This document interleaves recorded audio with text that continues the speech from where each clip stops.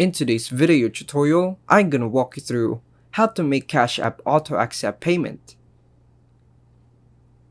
To begin, start by opening the Cash App. Once you're inside the app, navigate to the balance section.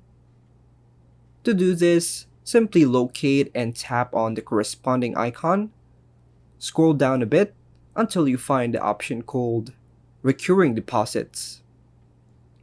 When you locate it, go ahead and enable the Auto Add Cash feature. Enabling this feature will prompt you to specify how often you would like to add cash. You can choose your preferred frequency from the available options.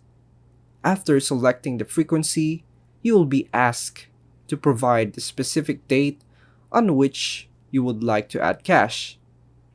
Additionally, indicate the preferred amount you wish to add.